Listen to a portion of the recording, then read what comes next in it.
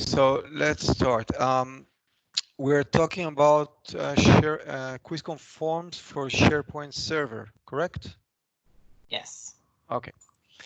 So I'll start with a quick presentation of the product main features and advantages, and I'll go ahead and start with a live demo, just showing you the real user experience from scratch. Okay. And if you have any question, just let me know. Okay, so I'm sure you are familiar with other solutions such as InfoPath or Power Apps or maybe Nintex, or I don't know which form design tools you already worked with. The main difference, if I compare to InfoPath or Power Apps, for example, there are a couple of key differences when you in QuizCon forms. First one is that QuizCon forms is designed for non-technical users. It means that there is no form design tool. You will not see something similar to InfoPath with dozens of controls, and the user experience is more of web settings page, which are designed for non-technical users like site owners. It could be a sales site owner, marketing site owner, someone who has some knowledge in SharePoint lists and maybe what columns are, but that's about it. It's not a power user, it's not a SharePoint fan, so you will see it. This is one big difference. The other difference is that unlike InfoPath, for example, we don't have our own proprietary forms. If you take InfoPath or Nintex or many design tools, what they do is that they have their own form designer, which many times is very good, very flexible, and it produces its own proprietary forms.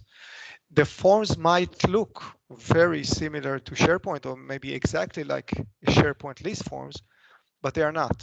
And it means that you don't have in these forms all the accessibility features which come with SharePoint.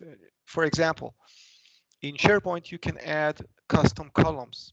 You can develop your own custom columns, or you can buy from some vendors, Bamboo, SharePoint Boost, QuizCon, and there are many, okay? When you work in InfoPath, you cannot add custom columns. InfoPath comes with its own set of columns, and that's it. And it same for any other custom form designer. When you work with SharePoint, you can add custom columns, you can add features, you can do many things, all the things that you can do that SharePoint allows you to do. So with QuizCon forms, what we do, we take the existing SharePoint list forms. As you know, every list has the new item form, edit item form, and the view form, and we enhance them. So it's the same forms, just with another layer of our code, which again lets you keep the SharePoint extensibility features and treat it like a regular SharePoint form. QuizCon forms comes in 3 editions. The Pro includes the most common features, and when you go up with the editions, you get more features. I will mention, I think, almost every feature here in the live demo, so there's no point in just reading them. Unless you have questions, I'll just start with the live demo, and I'll cover the main features. Is that okay? Yes, it's fine. Okay. So I did not prepare any pre-designed fancy forms. I'm going to start from scratch, from a regular SharePoint list, because I want you to see the real user experience. Okay, so I'm starting from a IT help desk list. I'll just show you the list the way it looks now before I start messing with it. So it's a regular SharePoint list. there are some fields that should be updated by end users when they create a new support case, okay, like what's the problem, details, reported by, reported date, and so on. And there are some fields here that should be updated by the help desk engineer that handles the support case, like, I don't know, issue status, assigned to, issue closing date, resolution details, and so on, okay? Now, first thing I want to do, and this is the first feature, which is the most common one, is making this form dynamic. Dynamic means that I want fields to appear, disappear, or become disabled according to selections or according to data that I update in other fields and according to who I am. So I want the form to be context sensitive and dynamic. Let's take a very simple example. You see the category field, the hardware type field, and the software type field, yes?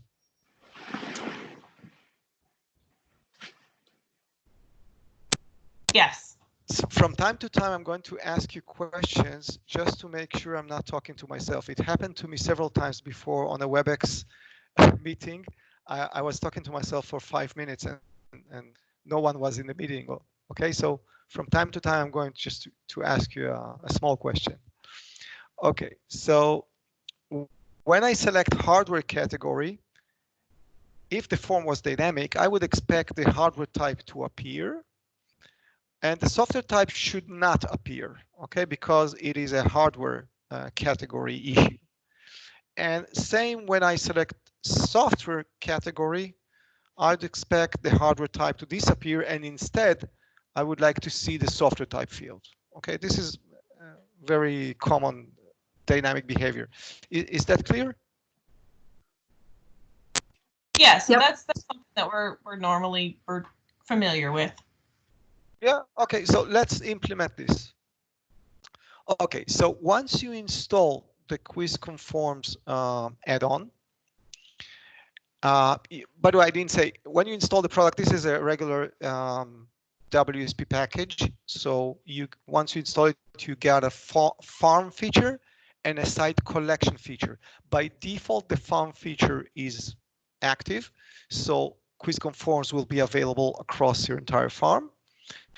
But if you want to make it available only in selected site collections, you should simply deactivate the farm feature and instead activate the site collection feature in the site collections that you wish.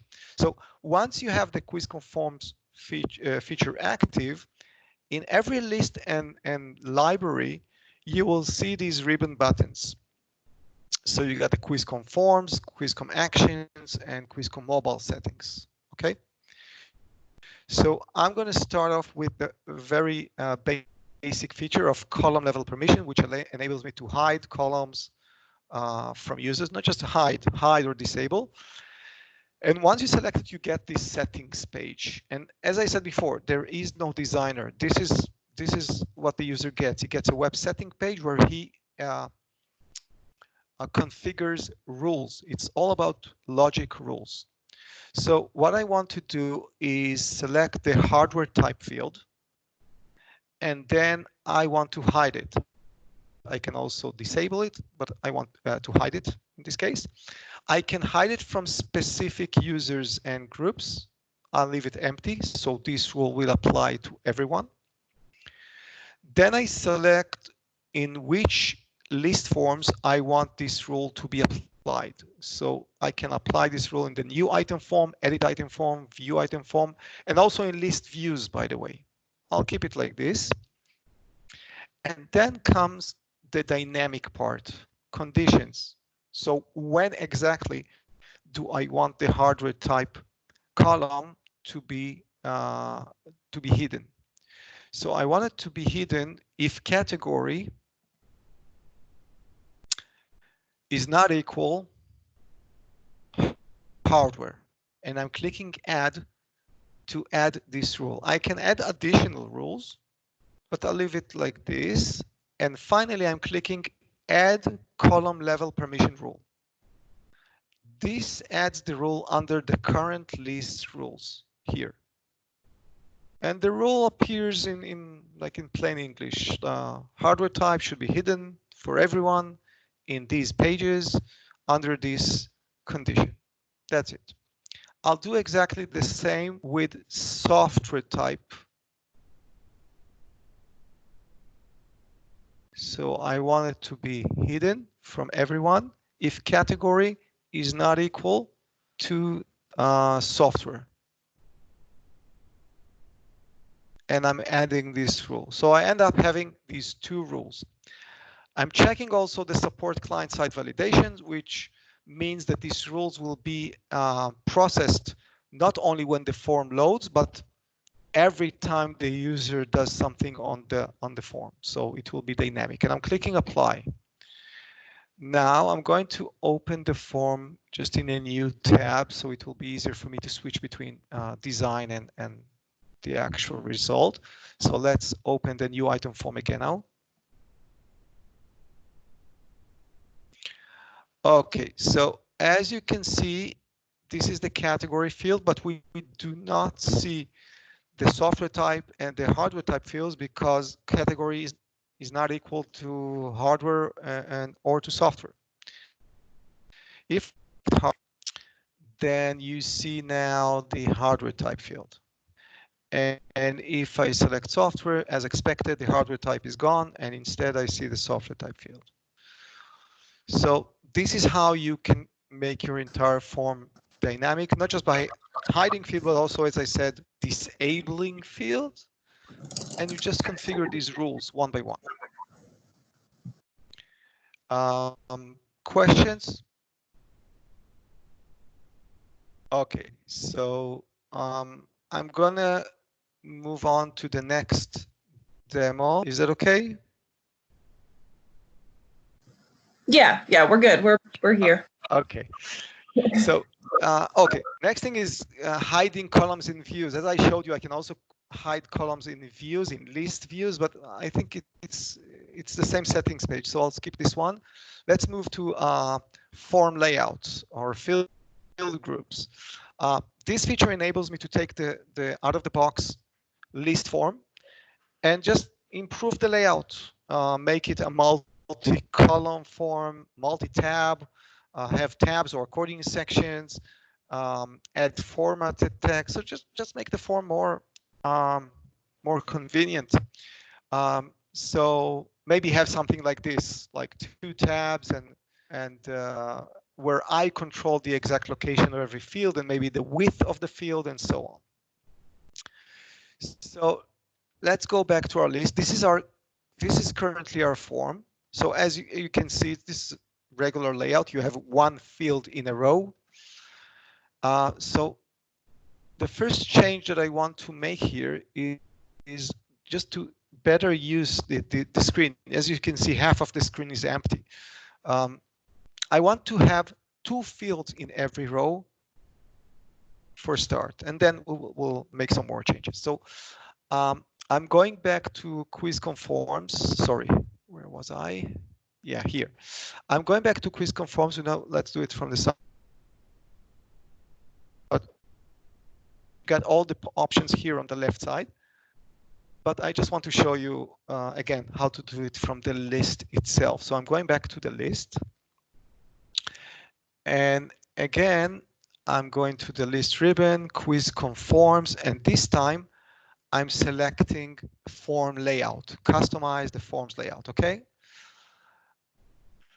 Now again, you won't see a rich designer because again it's overwhelming for non-technical users. We're trying to simplify it. So first thing, as I said, I'm going to make some very minor changes. I just want to have 2 fields in every row. And also I want the captions to appear not on the left side of every field, but above the field, just to make a better use of the screen. So I'm going to select above the column. That's it. I'm clicking apply, and I'm going to my form. Let's refresh it. Okay, so I didn't arrange the layout. I just want to show you that now I have two fields in a row and the captions are above the fields. Now let's make some more changes. I want to have two tabs. One tab will include the fields that are updated by end users when they create support tickets. And the second tab will include all the fields that should be updated by the support engineer when handling the ticket. So to create tabs, you need to create a field group and then decide that you want to render it as a tab or maybe as accordion sections. But the main thing that you need to do is create a field group and assign fields to that group. So let's call the first group issue details. I'm clicking add. And now I got some more properties. So group title, I can change it. Group visible on web only, mobile only, or both of them. I can make a group visible to only selected users or groups. And then you got the group column and layout. So as you can see, because I have two fields in a row, by default, it shows me two fields side by side in this grid. And the grid behaves like a Word document table. If you remember in Word document, when you hover over the borders of the table, you got these plus signs enabling you to add additional columns and additional rows. Okay, so let's just select some fields. So I think the first field will be what's the problem, and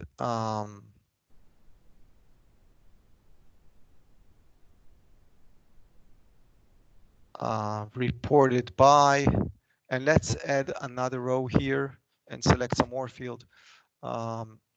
Reported date and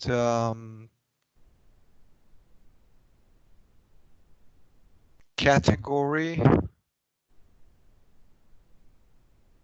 And here I'm going to have hardware type and software type. Now I want the hardware type, the software type not to appear near the hardware type, because if the hardware type will be hidden, there will be like a hole in my form. So I want this, let's add another row and put the software type below it. And you know what? There's another thing. What's the problem is the text area. Sorry, details. I'm missing the details here. What? Let's replace this with details.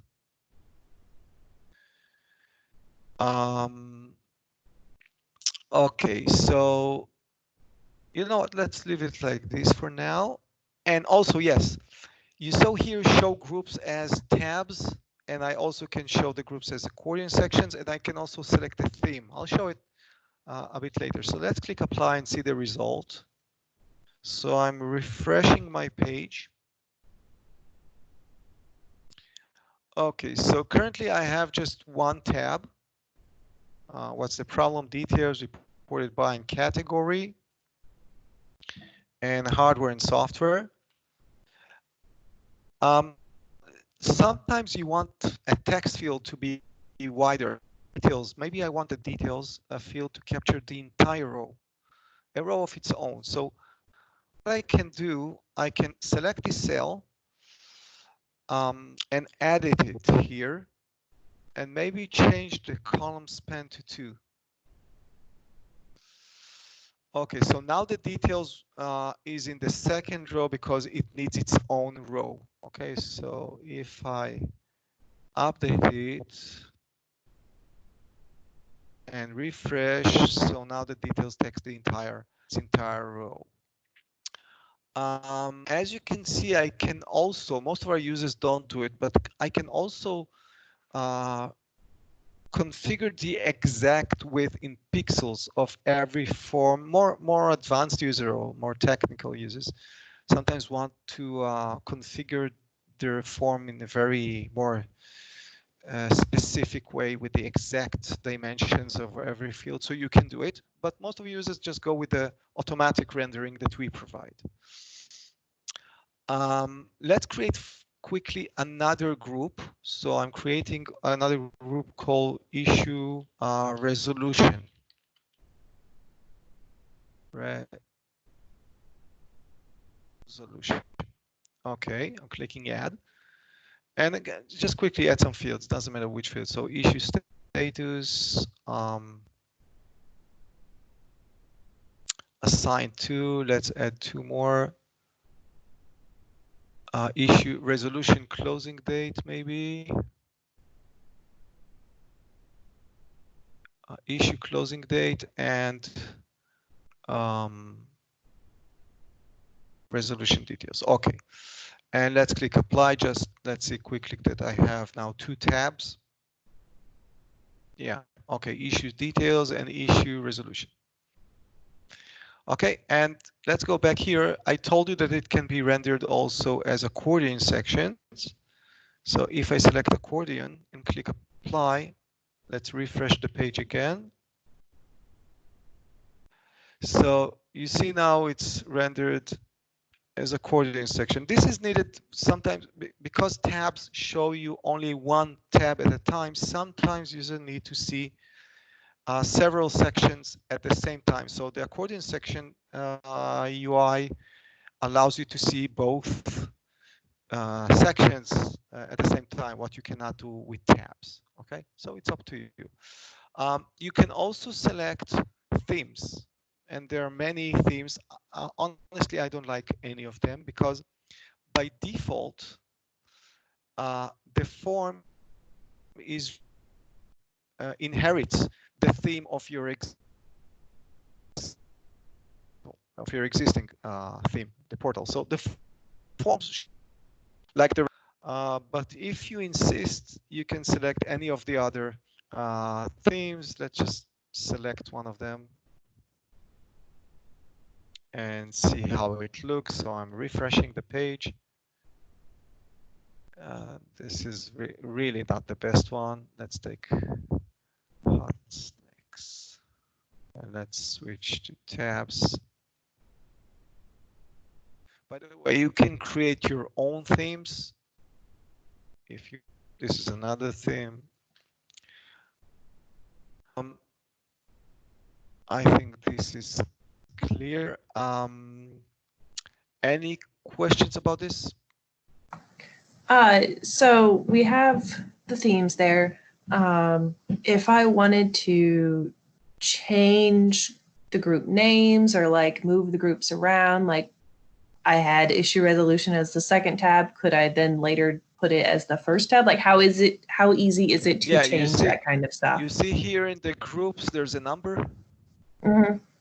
So let's make now issue resolution the first one, and automatically the issue details becomes the second one. Okay, so okay, cool. I changed the order. Again, the entire user experience is simple. We try to make it not too complex. There is a price for it. As more simple you make it, it comes on the expense of more features, I think. So we could make it more sophisticated. Like I would make it, for example, allowing you to drag the issue details up to make it the first one. But this is a challenge for some users. So again, everything is very, very simple because of the target audience, non-technical users. You can also, by the way, I didn't mention it. You can further on if these themes are not enough for you and you want to make some deeper changes. So first of all, you can override our CSS, and when you click the question mark here, you got the guidelines. Use and override the jQuery themes, and also how to override our styles for the tabs and for the accordion sections. So you can make some deeper changes to the entire UI. Okay. But this is more technical. Like you need to know CSS. Any additional changes? Questions? Sorry about this. Not well. I guess yes. So we're very used to InfoPath forms. I've done many InfoPath forms that are complex, and right now our biggest issue, or our biggest, we have a user access request form, and it's got lots of sections and lots of views, and we have different buttons that show at different stages of the process.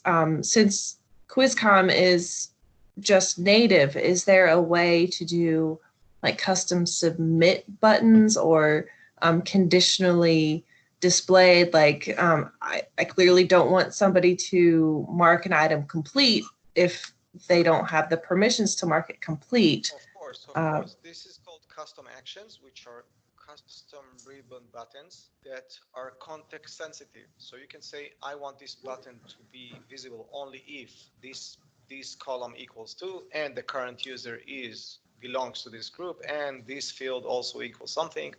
Only then this button becomes visible, for example. Okay. And is that just the save button, or is there an ability? Custom ribbon buttons. It's not just the save, Okay. not just the submit. You can, when we go to custom actions, you can make it redirect to another URL that does something else.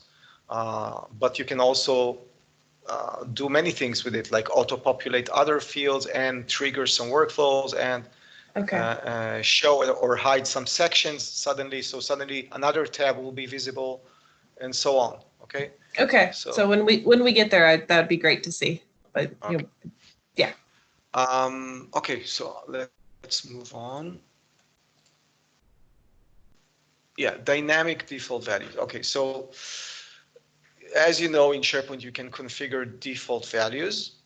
There are some enhancements that we provide here. So first one is that there are some fields that do not have default values in SharePoint, like lookup fields, like person fields. So we enable you to configure default values for all types. Another difference is that you can have a default value that depends on other fields' default value. Just an example, you can say GDIT default value equals start date default value plus 3. I don't know. Another difference is that you can have different default values for different users or groups. So if I'm creating a new support ticket, I will see one set of default values for the form field. But if a support engineer creates a new support ticket on behalf of someone, he will see a different set of default values. So different default values for different people for the same form. Okay.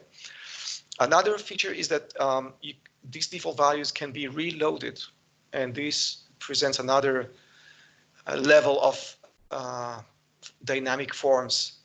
When I present also external values, it means that I can have a default value that comes from SQL Server, but it depends on a selection that I make on another field.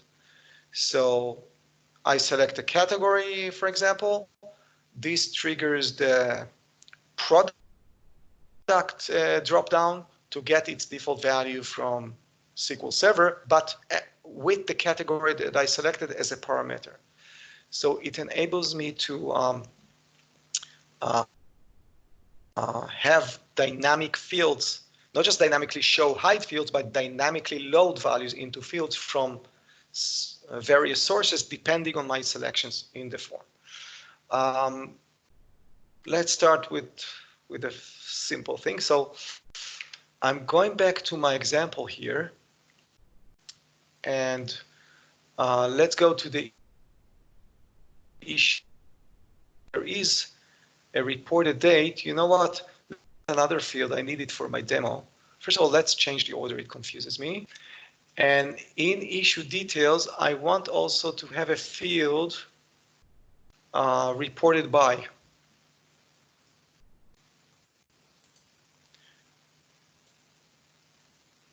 And let's click apply. Okay, I added the field. Let's do a refresh.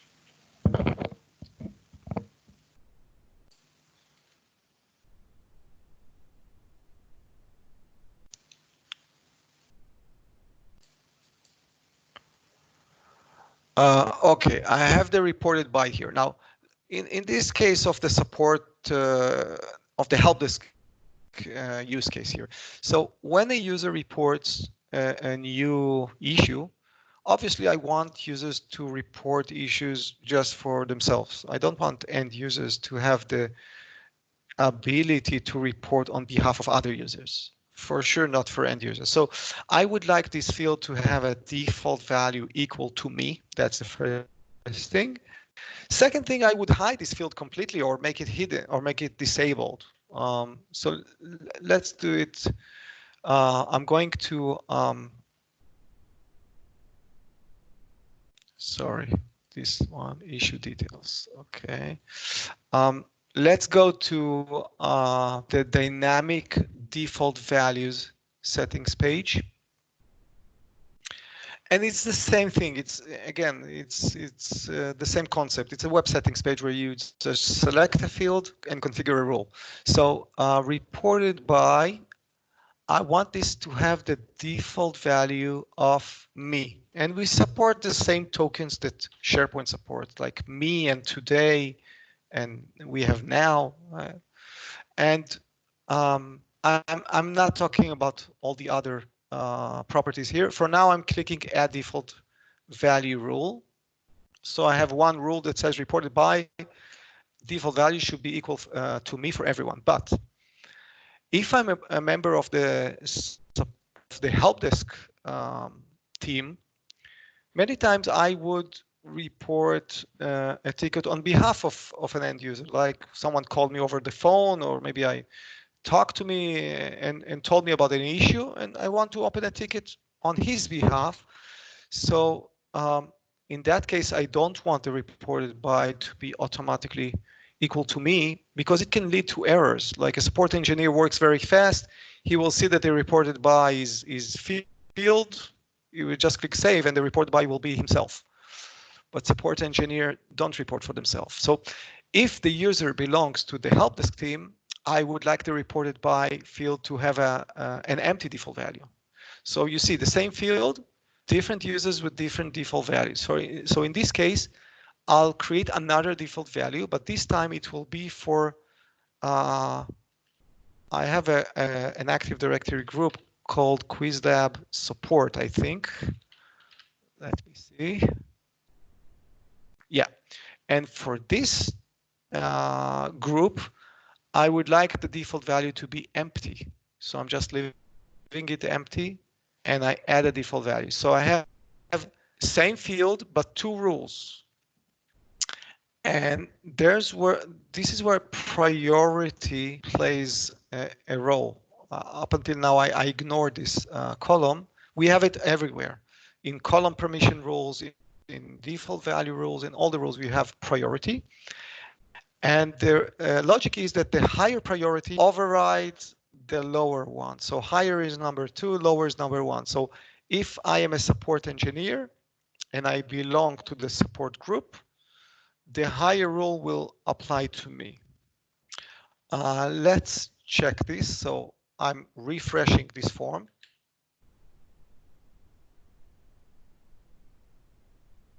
Oh, sorry, I didn't click apply here, I think.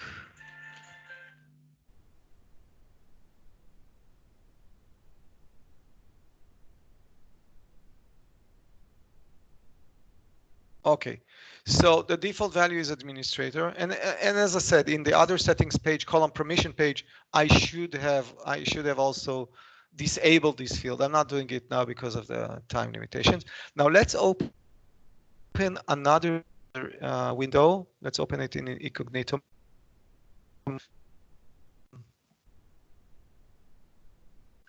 Let's just copy this URL and go.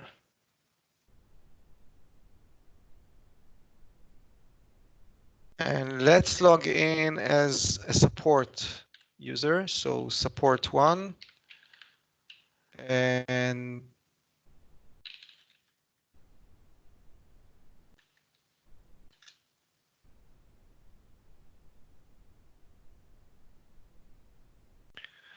So you see, as a different user, I have a different default value, an empty one, okay?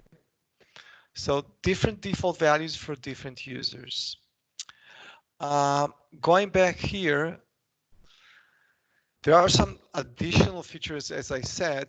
I could also say I want the,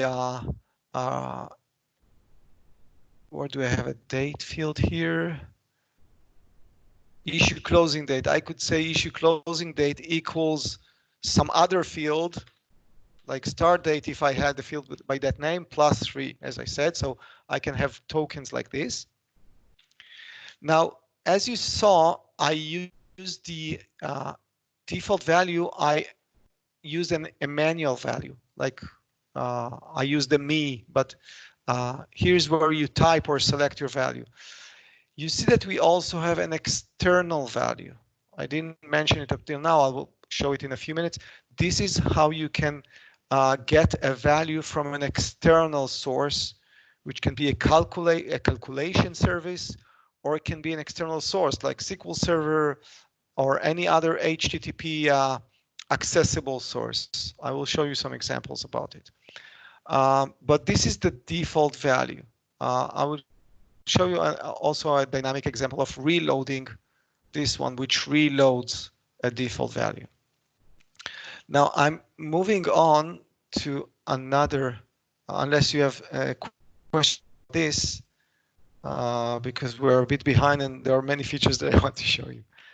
I think any we're questions good so far? Oh, yeah, okay. we're good. We're good at this point. Thank you. Next thing I want to show you is field validations. Again, SharePoint has field validations. Like you can validate a field as mandatory, or if it's a numeric field, you can provide in SharePoint minimum and maximum values. What we did, we enhanced this mechanism, and you can do a lot more validations and in a very simple way. I'll show you an example. So going back here, I'm going to the issue resolution field. So you see I have issue state and I have issue closing date and resolution. Both issue closing date and resolution details are relevant only when I'm closing the ticket. So only when the support help desk engineer sets the issue status to closed, only then I want him to provide data about when he closed the ticket and how he closed the ticket. Actually, I want these fields to be mandatory. I don't want support engineers to close tickets without telling me when they close them and how they close them. So from that requirement, the conclusion would be to make these two fields mandatory. On the other hand, I cannot make them mandatory, because if they're mandatory, no one will be able to create a new support ticket.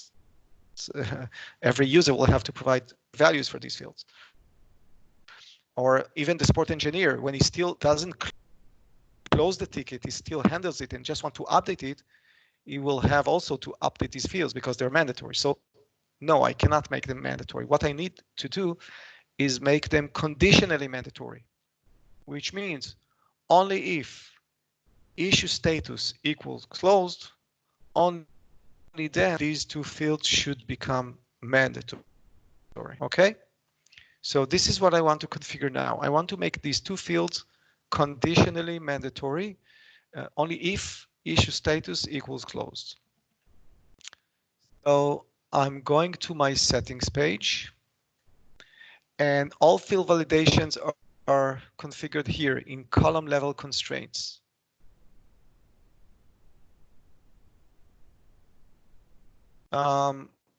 Again, it looks like the same page. You figure. Let's select the issue closing date field, and the role, it should not be empty. And the message that I want to show the user is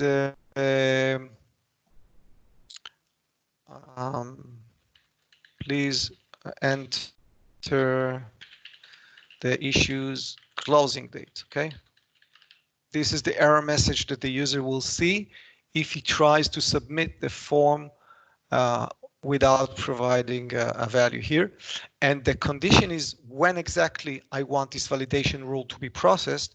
So I want it to be processed only if issue status equals closed. And I could add some additional criteria, but conditions. So let's add this rule here under current list rules. Same thing I'm going to do with resolution details, and the value must not be empty. Same constraints, same error message. So let's do it quickly. Must contain a value,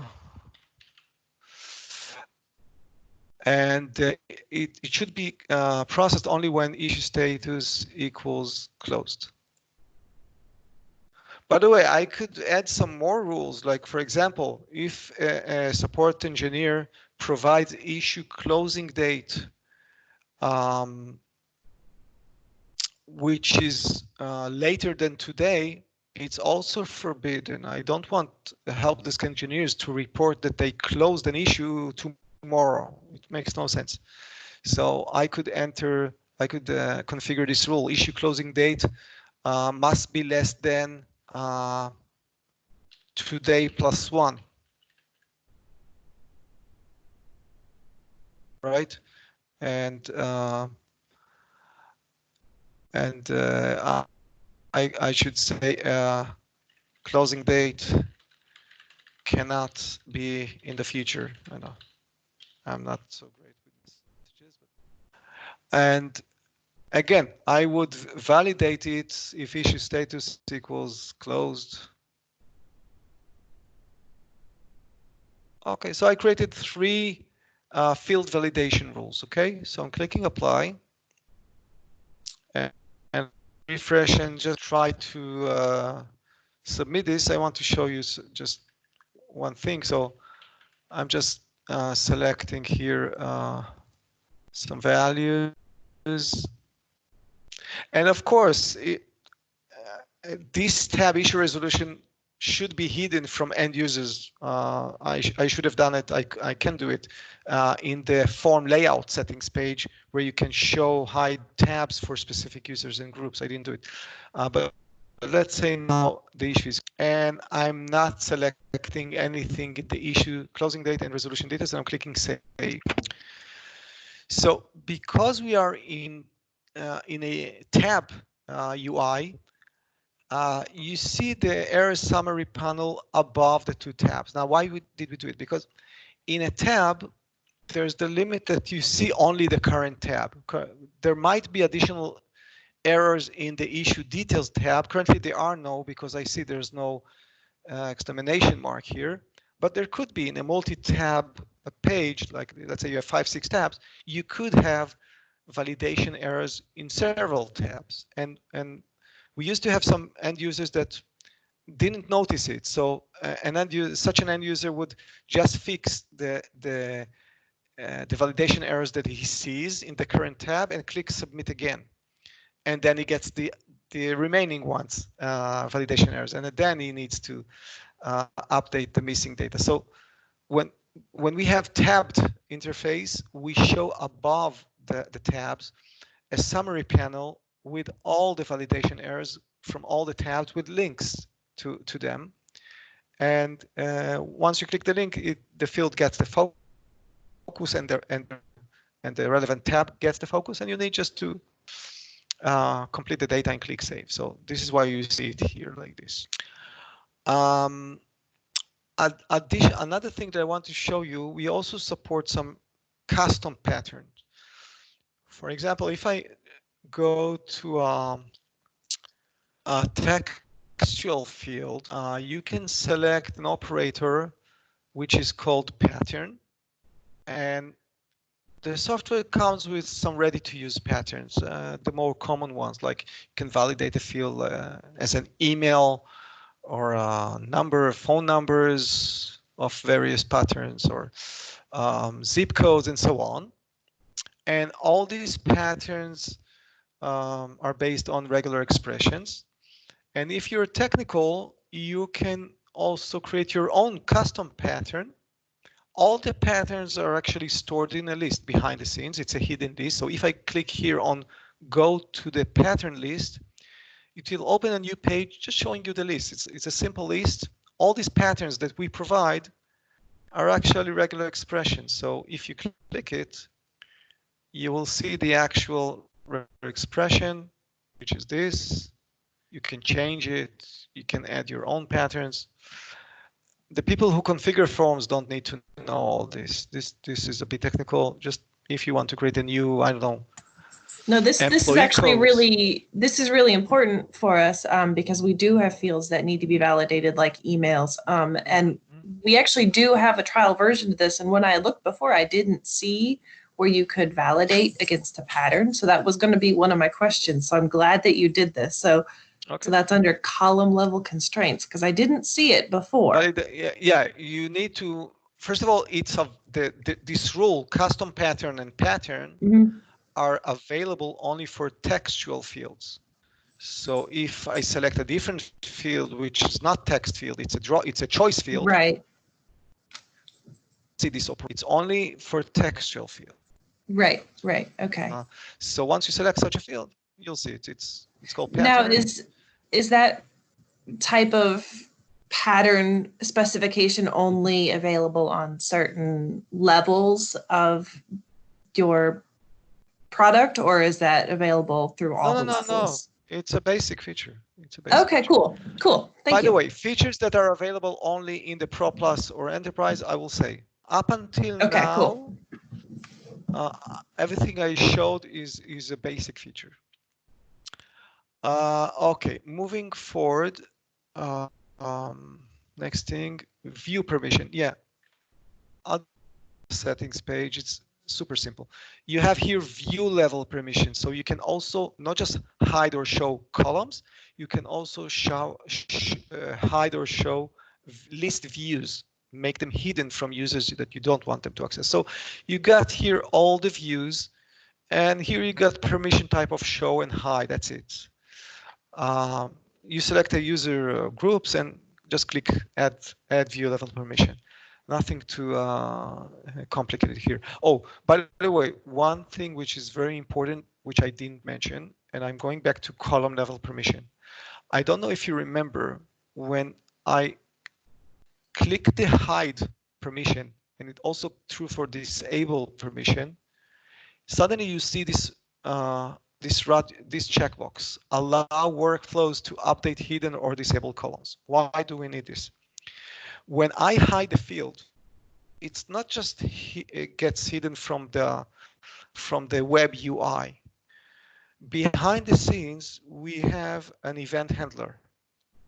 So even if you try to update an item, and when you do it using a workflow or using your own piece of code, I don't know, your own software, and you try to update an item, including updating hidden fields or disabled fields, the event handler will catch this and will revert your change. So making a field as disabled or hidden really means you cannot update it. Now, sometimes customers do want to hide some fields from users, but at the same time, they do want workflows running on the user context to be able to change these hidden or disabled fields. This is why we created this. If you want the workflow to bypass the rule, you check it. Okay? Did I explain it okay, or did I complicate it? Yeah, no. I totally get that. I have run into that issue in other places many times. So right there with you. Okay. Quick item navigation is a small feature. I'm skipping it. Okay, let's talk about multi-row forms. In InfoPass, it's repeating repeating sections, I think. The idea is to have expense form or any form that has multiple lines, the way we implement it here is that it's kind of a lookup field. So when you want to have multiple rows in your form, actually behind the scenes there's a details list where each row in your repeating sections, repeating rows field is actually an item in that field. So actually we create one-to-many relationship. So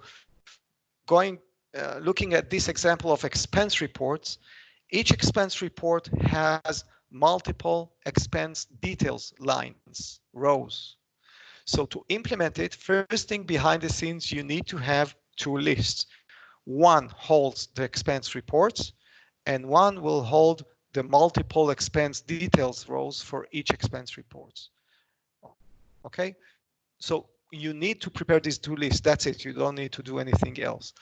Now, and yeah, as I said, this is what will happen when you update or add multiple rows in your form. Behind the scenes, what it will do, it will create for each row an item in the list that holds the details. Now, how does it work? Let me go here. I have some examples. Yeah, okay. So this is this is an expense reports example. I have multiple rows. Each row is actually kept in the expense details list. So how do you manage it? How do you create it? So the first step to implement this, I had to create an expense details list and expense reports list. Then to add this expense details, we call it repeating rows column. You every column in SharePoint, you go to the list settings and you add a column. Now after you forms, you will see it, which should be here. Okay. So by the way, there are many customers who are buying this column without QuizCon forms. They just want their regular list forms without all the special features of dynamic forms and so. They just want to have repeating sections in their list forms. They just buy this custom column. Okay, so going to my existing repeating rows column, you can see it here. It's called expense detail. Let me just show you the configuration.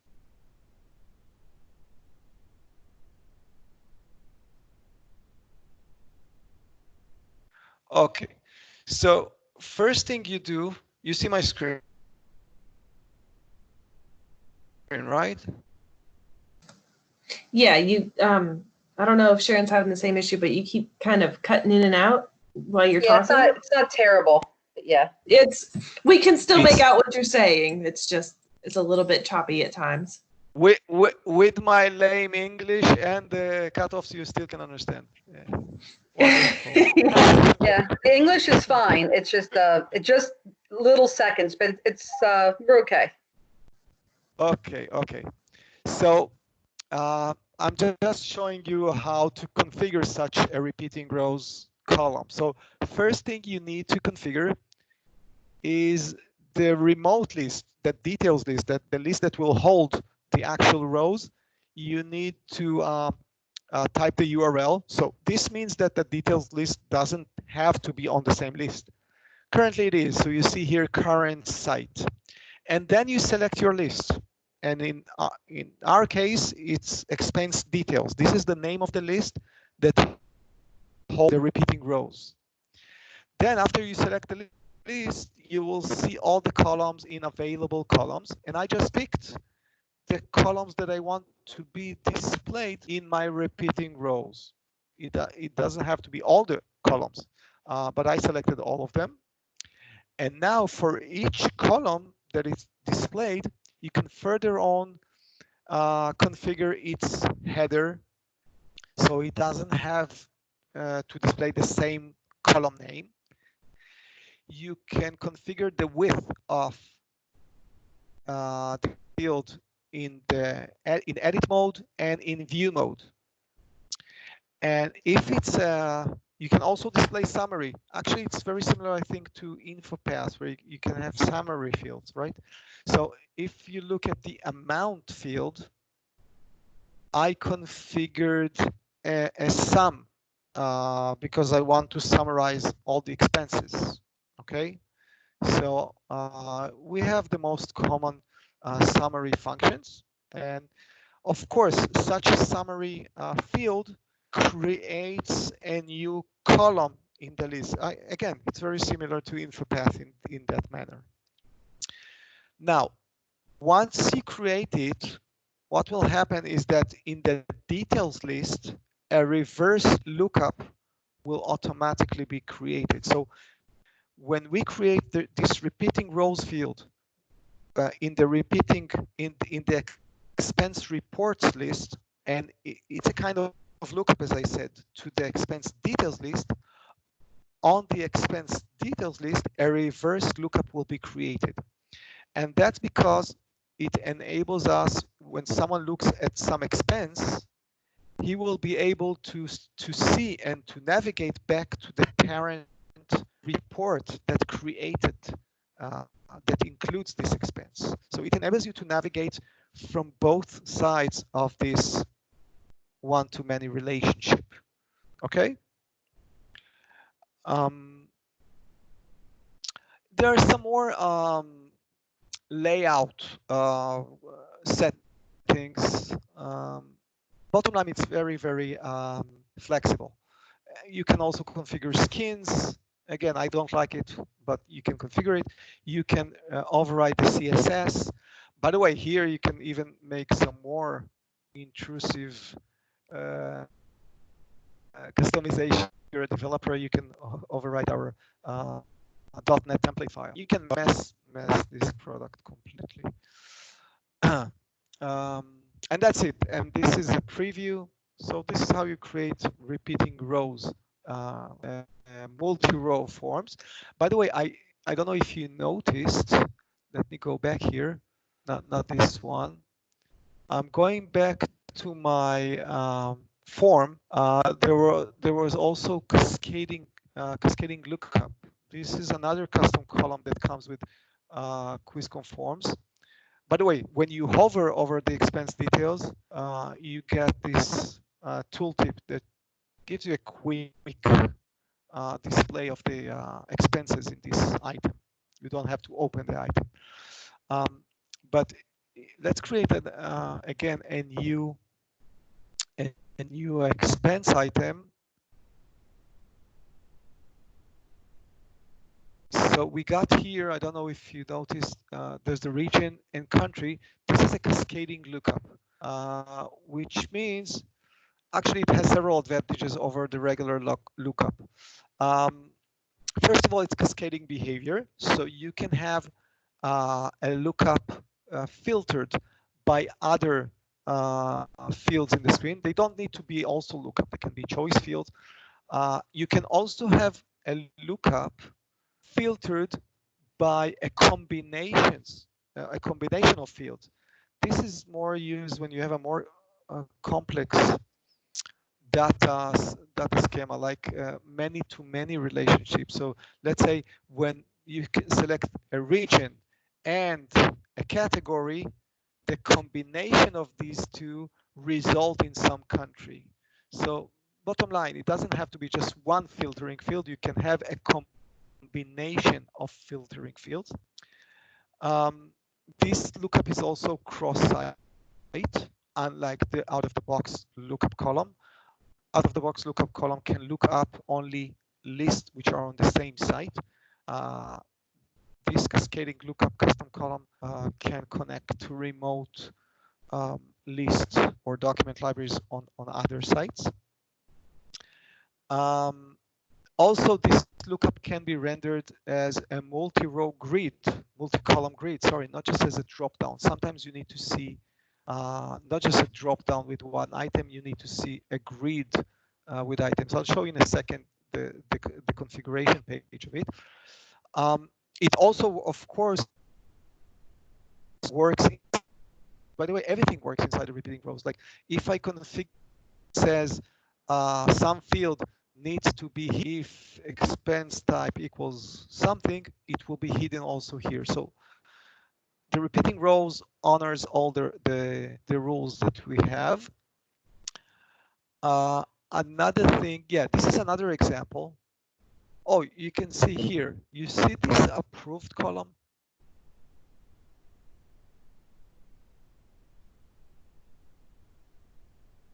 Hello? Oh, yes. Sorry, didn't realize that was a question. Okay. Okay, so if you see this approved column, you see it says locked for reading. It's because of a rule I made. Because the current user is not an approver, he cannot see what's going on in this field. He cannot choose anything. Another thing that you might notice here is that I can also upload an invoice. This is an expense report where a user reports some expenses, and he has here a file upload. This is another custom column that comes with QuizCon Forms Enterprise Edition.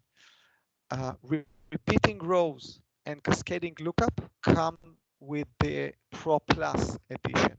Okay, so these features, repeating rows, cascading, are not in the basic version. I can also configure if I'm allowing the user to add rows, or maybe I want to have a static repeating row field with only 4 rows or whatever. Let me just show you the configuration of the cascading lookup before I forget. Yeah, this is the cascading lookup here. So I'm just clicking cancel, and I'm going to the list settings. Again, it's a custom column, so you configure it from the from the list settings.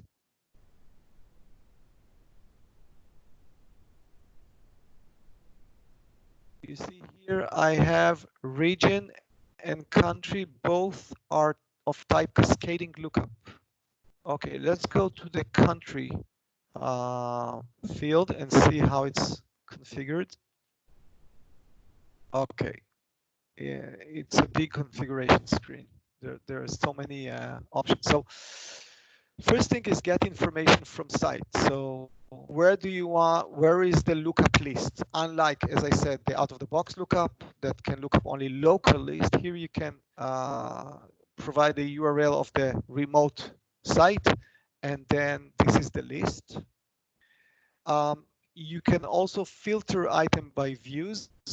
So unlike the regular lookup, which only allows you to look up a list, but it doesn't allow you to filter, you can filter items by some view. Then you can configure everything, which columns you want to appear in the list view pages, which columns you want to appear in the edit form and the view form. Look and feel, as I said, it can be a drop down, it can be a grid, it can be a left to right list boxes. You can configure the skin for edit mode and for view mode. You can also create new item in the remote lookup list directly from here. Many options. I'm skipping all of this and I'm going to the cascading behavior. So you can configure, here, you can configure it to be cascading field. So here you see enable master details, and the master column is region. So it's filtered by the region field, and you can have additional master field. That's what I said, why I said you can have a combination of filtering fields. And then, as I said, you can create a reverse lookup in the remote list. I didn't do it here, but you can do it, which will allow you to navigate back from the remote lookup item back to its parent. That's about cascading lookup, repeating rows, and also file upload. that I showed you. File upload, by the way, has additional benefits. Mainly we created it to solve the file attachment chaos. Today in SharePoint, if you can attach items to a list, there is no way to limit the number of attachments, the allowed file types in a list level. You can limit the allowed file types in the web application level, but you cannot say in this list of expense reports, I'm allowing only PDF files smaller than 5 megabytes. I don't know. And you cannot also say I'm allowing only one file attachment per item, not 5 and not 20. So the file upload field type allows you to perform all these limitations, and again, make your attachments controlled and not end up in some chaos. Any questions so far? Nope, not right now. We're good. Custom actions. Okay, so let me just look at the time. Ooh, we're late.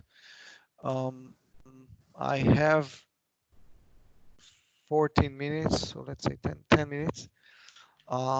If I'm not done, we can have another meeting, 2 meetings, 3 meetings, whatever you need.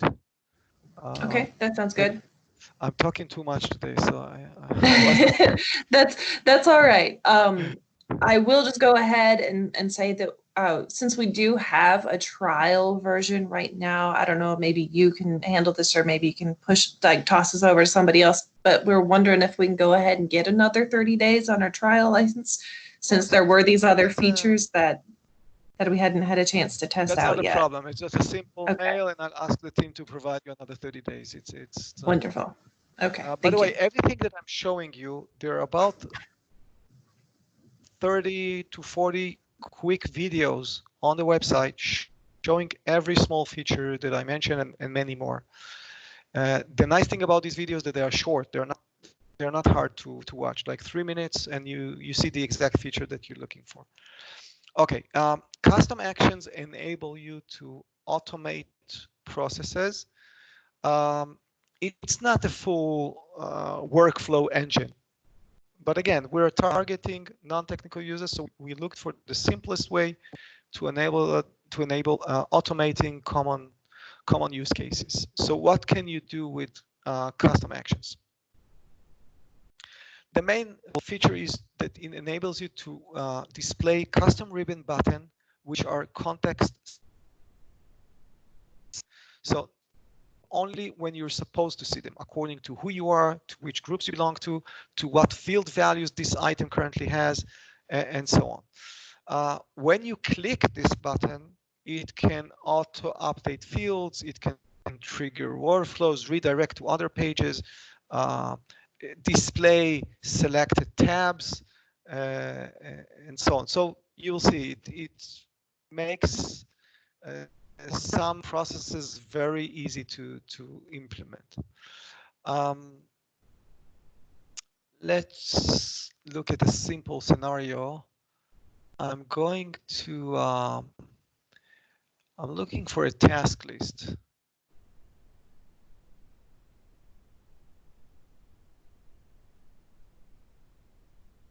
Okay, not the greatest one. You know what? If it's not this one, I'll stay with the IT help desk example. Yeah, this one is good. Okay. So you know what? I want to clear the assign to field. I'm just going to clear it very fast. I'm using a different add-on.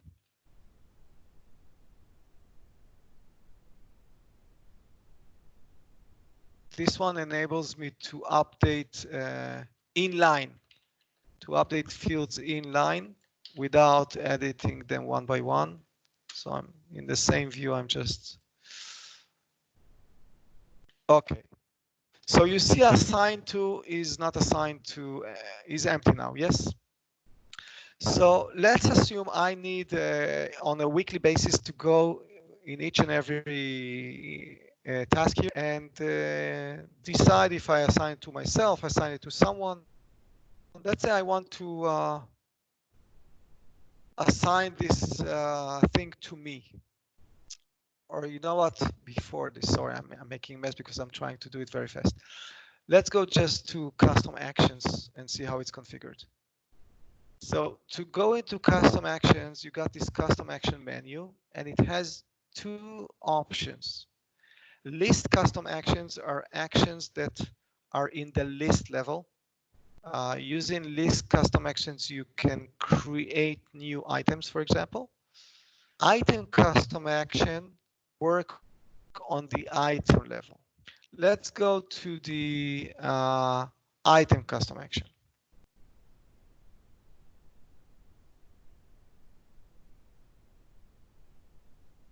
I'm just clearing this. Okay, let's say I want to assign this task to myself.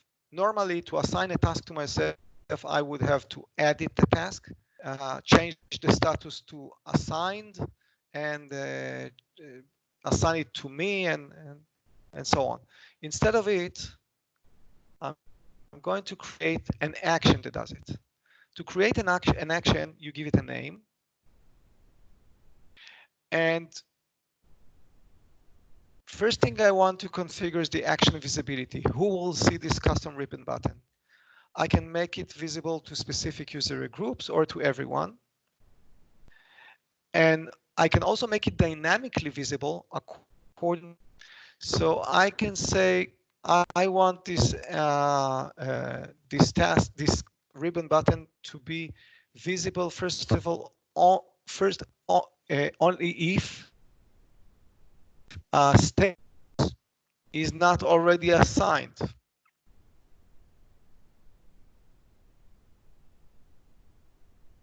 Sorry, not issue status.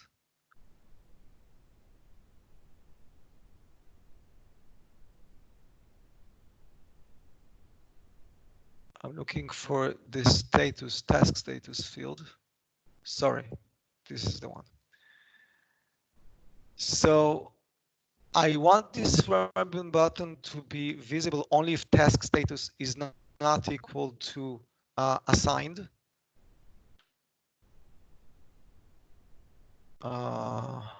Sorry, that only if the assigned, so only if the assigned to is empty. Because I don't want to enable people to assign a task which is already assigned to someone else. Okay, I made a mess. Do you understand what I'm saying now? I want the ribbon button. Yep. Yeah. So if it's already assigned, don't allow anyone to assign it.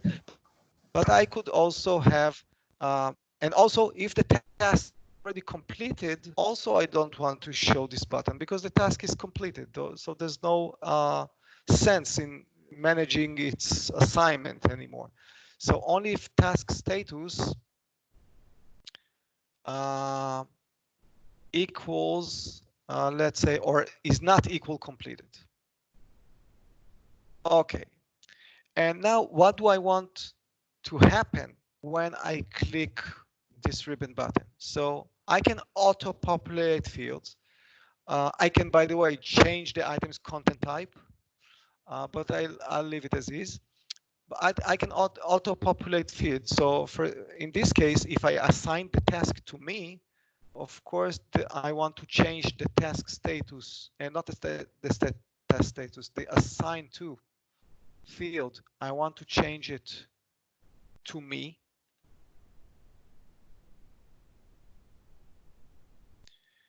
And the task status, I want to make it equal in progress.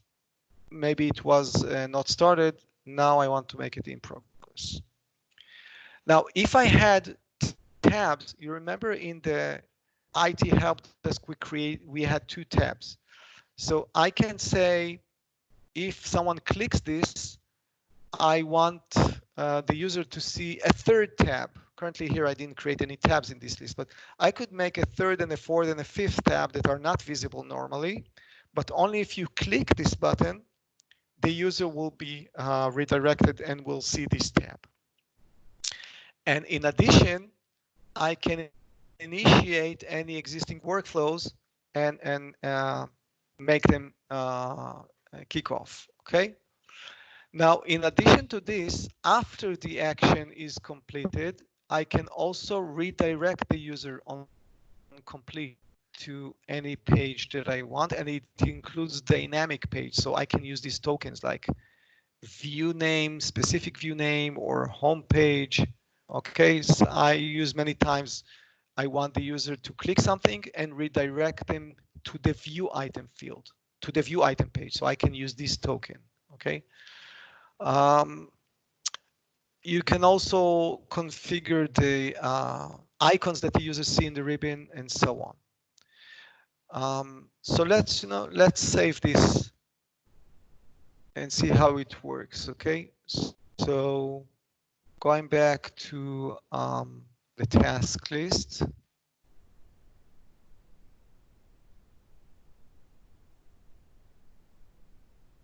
There are several ways to make it work. The most simple, I'm going here, clicking this task. So I see the assigned, okay. I didn't set any redirection, so it goes back to the same item. And you can see now that it's assigned to me, okay. Now, another way, these actions can be also, they can also work in bulk. So I can say, I want to select 1, 2, 3, okay? And then I go here, and you have here item action assigned to me. Do you see it? Yes. So if I click it here, I get this message saying this will run assigned to me action on selected 3 items, okay? And of course, if I would select, let's select 4 items. Sorry, I want to select also an item that doesn't apply with the conditions of this custom action. Okay, 2 of them are already assigned. So I selected 1, 2, 3, 4, 5 items, but 2 of them are already assigned. So let's click assigned to me. So 5 items were selected, but it tells you that this action executes only if certain conditions are met. So it will not work on all the selected items. So if I click OK here, you see 2 items were skipped. Okay, and now all the items are assigned to me. Now there are additional features, like I can have these item actions override the default new item and edit item. So you can have context sensitive new item form and edit item form. When you click the new item form, you'll get one set of fields. When I click new item form, I will get different set of fields, and maybe some of them will be already updated. Before I go, because I think my time is up, but I just want to show you a real example from our bug tracker system, which is quite old. I'm going to our bug tracker. This is where we manage all the bugs and reports from customers. Okay, this is a live system. So if you look here, let's open any existing issue. Do you see all these actions here? I'll make the screen a bit bigger. Yes. There's several of them. Okay, so not everyone sees this. I'm the product manager, so I see the approve issue. I see all of them, but developers, for example, they don't see the approve issue. They see the resolve. When a developer resolves a bug or finishes implementing a CR, he clicks the resolve or could not resolve. If he clicks the could not resolve, he will see a form with a relevant fields where he can say why he cannot resolve. A QA engineer will click the unit tested. Add to sanity tests. I see it. I decide if it should be added to the automated tests in the next runs. Customer will not get this issue again. Close issue, only QA can close issue. So you see, the power of these, if I don't have these, everyone would have to edit the item and then need to update many fields and see many unnecessary fields that you shouldn't see, because it's just, you just want to close issue or just assign to me, so it doesn't need to see all these tabs with all these fields, you know. So I think the main benefit of this custom action is to, besides the fact that you can show just what you want to see, a section that you want to see, main benefit is to prevent errors, because it just shows you exactly the fields that you need to update. It automatically updates what needs to be updated. It starts, kicks off a workflow if needed. So it really helps making it easier to run a use case, some flow that you want to run. Yeah. Real quick question on the initiation page that you had for that, where it says, you know, this will only run on items that certain conditions have been met. Mm-hmm. Is there a way to change the text on that page that explains, like, these are the conditions? Because just from our end users, I can just hear them say, okay, well, how do I know if the conditions are met? Like, they're gonna be curious about, you know. Actually, all the captions that we have in the end user captions are translatable. Okay. Translatable means that you can just change them without translating. Okay, cool. You do it with a resource file. We have the .NET resource file, and you just open it. It's an XML file, and you can change all the captions. Cool. If anything is missing, you just let us know. It's really minutes to update it. Perfect. Okay. What I suggest, I didn't show you one of the most powerful feature, external values, connecting to external sources, calculation services. I will send you a link to several videos, quick videos, don't worry, and the user guide. Okay. And if you want, we can have another meeting like this. Just let me know, okay? It's not a problem. Yeah, we will do that. I believe I have another meeting shortly. I remember to ask for a 30 days extension. I do it right now, so you should. Oh, okay? Is there information that you need from us for that, like the farm ID or any of that information?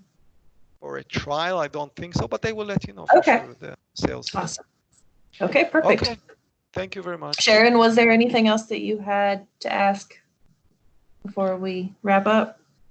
You got the information on how to ask for an extension? He's gonna have them send us an email. Okay, good. Yeah. And by the way, if you have more questions, no need to wait for a meeting. Just send me whatever questions you have. Usually I respond within a day. So just send me emails, as many as you want. Sure. Okay. Sounds good. Thank you so much. Thank you so much for your time. Thank you. Oh, could we get this recording? Because this has been very helpful in our evaluation. I forgot that I recorded it. Yes, for sure. Okay, thank you. Bye-bye. Bye-bye.